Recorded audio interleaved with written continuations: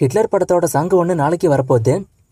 பிரபுதேவாவோட பெட்டரா படத்துக்கான Overseas ரைட்ஸை Phars films வாங்கிட்டாங்க. இது அஃபிஷியலாகவும் இப்போ சொல்லிட்டாங்க. செப்டம்பர் 27 படம் ரிலீஸ் ஆகும். கேம் சேஞ்சர் படம் டிசம்பர் 20 ரிலீஸ் ஆக இப்போ டாக்ஸ் போகுது. கன்ஃபார்ம் ஆகுதாங்கிறத வெயிட் பண்ணி பார்ப்போம். படத்துக்கான ஒர்க்கு சீக்கிரமே முடிச்சிட்டாங்கன்னா டிசம்பர் 20 படம் வர வாய்ப்பு இருக்கு. என்ன ஆகுது அனௌன்ஸ் பண்றாங்களான்னு பார்ப்போம். டபுள் ஸ்மார்ட் படம் இப்போ ஓடிடியில் வந்துருச்சு. அமேசான் பிரைம்ல இது வந்திருக்கு. ரிலீஸ் ஆகி 21 நாள்ல இந்த படம் ஓடிடியில் வந்துருச்சு. ஹிட்டோட தேர்ட் கேஸ் ஃபர்ஸ்ட் லுக் இப்போ ரிலீஸ் ஆயிட்டு சைலேஷ் கோலனோ டைரக்ஷன்ல நானே லீடா பண்றாரு. இது ஹிட் சீரிஸ்ல வர 3வது பார்ட்.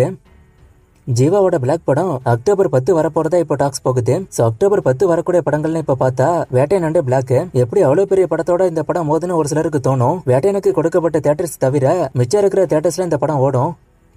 தி கோட்டோட ஃபர்ஸ்ட் வேர்ல்டு வைட் கலெக்ஷன் 126.32 கோடின்னு அபிஷியலா இப்ப சொல்லிட்டாங்க. சோ தமிழ் சினிமாவோட second highest opening day world wide collection இந்த கோட் படம் தான். ஃபர்ஸ்ட் லியோ படம் 148 கோடி கிட்ட first world wide collection. Second the GOAT. Tamil Nadu எவ்வளவு கேரளா எவ்வளோன்னு இந்த வீடியோ நான் போடுற வரைக்கும் அவங்க தனித்தனியா சொல்லல. ஆனா தமிழ்நாட்டுல மட்டும் ஃபர்ஸ்ட் 31 கோடி கிட்ட வசூல் பண்ணாதான் சொல்லப்படுது. அபிஷியல் ரிப்போர்ட் வந்தா நான் ஸ்கிரீன்ல மென்ஷன் பண்றேன். இப்ப இந்த வசூல் வச்சு பார்க்கும்போது தமிழ்நாட்டுல 4th ஹையஸ்ட் டே 1 கலெக்ஷன் கோட் படம் பண்ணிருக்கு. ஃபர்ஸ்ட் பிளேஸ்ல Beast, second Leo, third Sarkar, the GOAT working டேல வந்ததும் பிளஸ் அந்த படங்களை விட இந்த படத்துக்கான எதிர்பார்ப்பு கம்மியா இருந்ததாலையும் அந்த 3 படங்களை விட தமிழ்நாட்டுல இந்த படத்தோட வசூல் கம்மியா வந்திருக்கும்னு நினைக்கிறேன். ஆனா எப்படி பார்த்தாலும் இது ஒரு பெரிய வசூல் தான். நார்த் இந்தியாலயுமே 3 கோடிக்கு அதிகமான ஓப்பனிங் வந்ததா சொல்லப்படுது. இன்னைக்கும் புக்கிங்ஸ் பார்க்கும்போது சூப்பரா போயிருக்கு. நாளையில இருந்து லீவு. சோ கண்டிப்பா பெரிய வசூல் படத்துக்கு வர வாய்ப்பு இருக்கு. ஃபைனலா எவ்வளவு வசூல் பண்ணுதுங்கிறத வெயிட் பண்ணி பார்ப்போம். சூர்யா சினிமாக்கு வந்து 27 வருஷம் ஆச்சுன்னு சொல்லி சூர்யா 44 மூவில இருந்து இதுக்கு விஷ் பண்ணி ஒரு புது போஸ்டர் இப்ப விட்டுருக்காங்க. இந்த லுக்கை ஏற்கனவே அவங்க ரிவீல் பண்ணிட்டாங்க. போஸ்டர்ல பார்க்க நல்லாவே இருக்கு. சூர்யா 44ஓட ஷூட்டிங் பொறுத்த வரைக்கும் ஷூட்டிங் ஃபாஸ்டாவே போகுது. மோஸ்டா படத்துக்கான எல்லா ஒர்க்கும் இந்த வருஷமே முடிச்சிருவாங்க.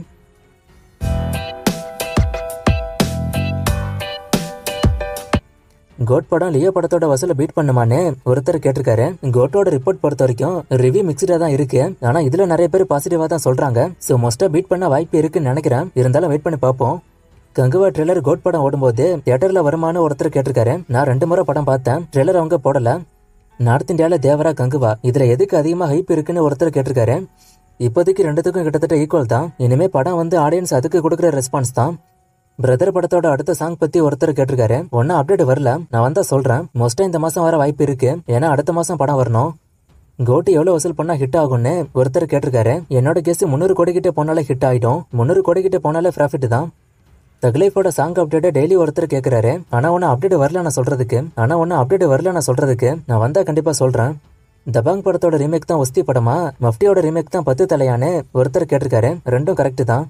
ராஜமௌழி மகாபாரதம் கதையை படமா எடுக்க போறதா சொல்றாங்க. இது உண்மையான ஒருத்தர் கேட்டிருக்காரு. இது உண்மைதான். ஆனா இப்ப வராது, கண்டிப்பா டைம் ஆகும். ஆனா ராஜமௌழியோட ஏமா தான், அவரோட ஆசை அது. எனிமி படத்தோட வசூல ஒருத்தர் கேட்டிருக்காரு. நான் செக் பண்ணிட்டு ஸ்கிரீன்ல போடுறேன். ஜீவா 40 படம் என்னன்னு ஒருத்தர் கேட்டிருக்காரு. ஜீவா 40 படம் பண்ணாரானே எனக்கு தெரியல. இதுல 40வது படம் எதுன்னு கேக்குறீங்க. ஜீவாக்கு நம்பர்ஸ் அவங்களே சொல்றது இல்ல. திருத்த படம் தியேட்டர்ல எத்தனை நாள் ஓடுச்சுன்னு ஒருத்தர் கேட்டிருக்காரு. அந்த சமயத்துல பெரிய மூவிஸ்க்கு மட்டும்தான் இந்த நாள் கணக்கெல்லாம் நோட் பண்ணாங்க. எந்த படத்துக்கு நோட் பண்ணல. ஆனா படம் பெரிய ஹிட். வடிவேலுவோட அடுத்த படம் பத்தி ஒருத்தர் கேட்டிருக்காரு. நான் இதை பத்தி நிறைய முறை சொல்லிட்டேன். சுந்தர் சி கம்பால ஒரு படம் ஒன்று ரெடி ஆயிட்டு இருக்கு.